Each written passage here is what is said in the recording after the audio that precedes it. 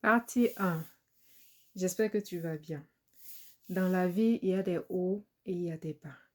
Et moi, les 2 dernières années, pour ne pas dire les 3, j'ai vécu des bas, des périodes basses, des périodes de doute, d'angoisse et surtout des périodes de maladie. Comment ça a commencé? En 2024, j'ai remarqué des symptômes, c'est-à-dire je rejetais tout ce que je mangeais, tremblements, palpitations, beaucoup de choses. J'ai perdu beaucoup de poids. La nuit, j'avais chaud. Voilà, je me rappelle de ça. Peut-être il y a d'autres choses, mais si je me rappelle, je vais mettre dans le texte ou dans les commentaires. Et ce qui m'inquiétait et ce qui inquiétait mon entourage, c'était vraiment la perte de poids. J'avais perdu beaucoup de poids. Et c'était rapide. Euh, à un moment donné, je sais que dès le départ, j'aurais dû aller à l'hôpital rapidement. Mais je me suis dit que ça allait passer, que ça devait être la fatigue et tout le reste, que ça allait passer. Donc ça fait que j'ai traîné avec ça. Le jour où je vais à l'hôpital, le spécialiste qui me reçoit me fait la même reproche. Pourquoi vous avez traîné avec ça? Vous auriez dû venir rapidement. J'ai dit effectivement. Donc, il me prescrit une batterie de textes à faire et de tests à faire, beaucoup de choses à faire. Je vais faire. Et une semaine après, je pense, il m'appelle. Il m'appelle. Et quand je vois son appel, je savais qu'il y avait quelque chose qui clochait. Et il me dit que, la première chose qu'il me dit, rassurez-vous, on sait ce que vous avez, mais on va vous référer vers les spécialistes de ce domaine-là et ils vont vous prendre en charge. Je vais même mettre une note que c'est urgent parce que ton taux est très élevé. J'avais eu ce qu'on appelle l'hyperthyroïdie. Il m'a dit, bon, comme lui, il est comme... il n'est pas endocrinologue, donc il va me référer à un endocrinologue. Il va mettre urgent dans le dossier. J'ai dit d'accord, il n'y a pas de problème. Et il me dit qu'au bout de 1 mois, normalement, ils vont m'appeler. Donc, je reste là et après, il envoie quelqu'un m'appeler encore pour faire le suivi et tout parce que mon taux était vraiment élevé et j'étais très faible. Donc, après, enfin, j'ai l'appel de l'endocrinologue. On me donne un rendez-vous rapidement pour que je parte. Le jour J, je m'en vais, je le rencontre, il m'explique toute la situation. Voici, d'après votre taux, la T4 est très élevée. Donc, c'est un signe d'hyperthyroïdie. Maintenant, qu'est-ce que je vais faire? Je vais vous prescrire une scintigraphie. Je pense que c'est comme ça. Hein. J'espère que je ne me trompe pas. C'est un truc de... Voilà, tu rentres dans une machine, là, on regarde ton cou au niveau de la glande et puis tout pour regarder l'origine de la maladie et beaucoup de choses. Voilà, je ne suis pas médecin, je partage mon témoignage parce que parler me fait du bien, vous voyez. Donc, et il me propose 3 options.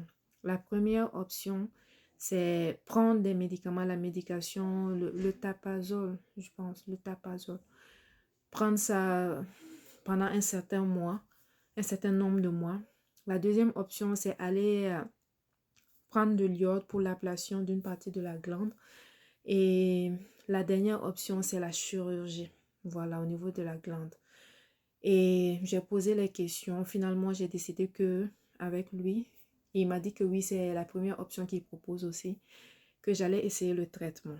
Donc, il m'a dit qu'est-ce que ça prenait, qu'est-ce que ça peut aussi provoquer. Il m'a prescrit des prises de sang chaque 2 semaines parce que le médicament pouvait faire des réactions au niveau du foie. À enregistrer cette partie-là. Donc, je commence quand je vais chercher la médication à la pharmacie. On me parle comment on appelle ça? Des précautions à prendre, ainsi de suite, les signes à observer et tout et tout. Et ils m'ont dit, si jamais il y a quelque chose, de passer rapidement les voir.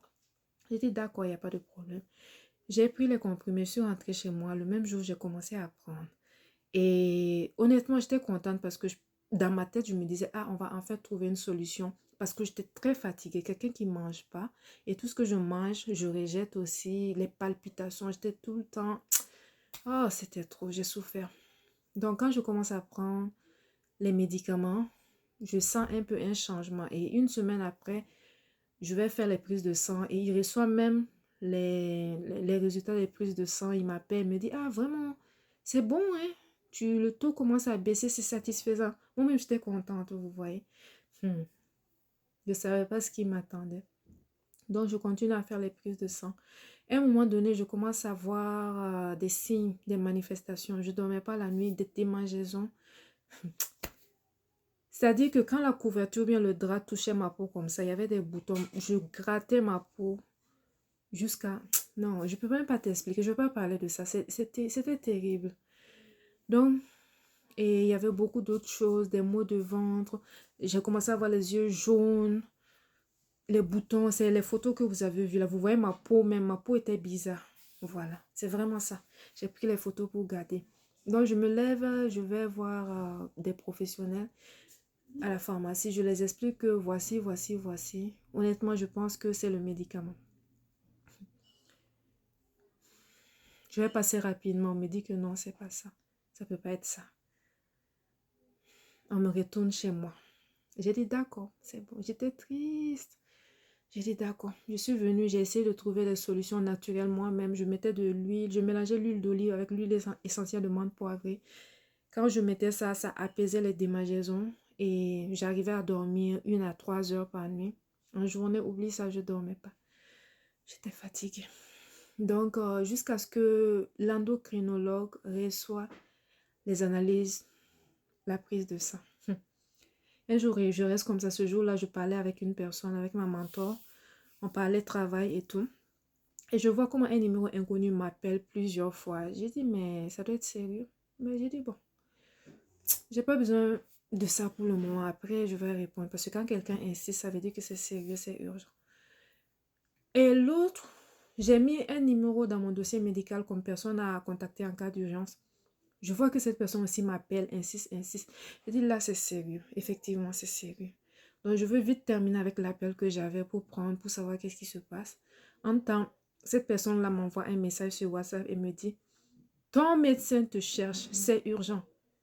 J'ai dit, ok. Cette personne dit, il m'a dit de te dire d'arrêter le médicament tout de suite. J'ai dit, ah, ça que c'est sûr. Donc, je termine avec mon appel. J'essaie d'appeler la personne pour savoir qu'est-ce qui se passe. Et le spécialiste m'appelle aussi. Donc, il me dit, où est le médicament?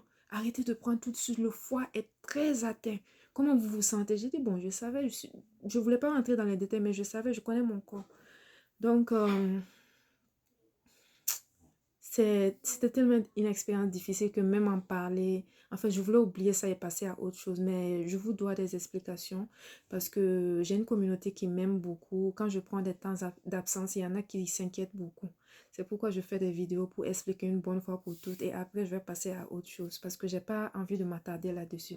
C'était une expérience très, très, très douloureuse et j'étais très affectée.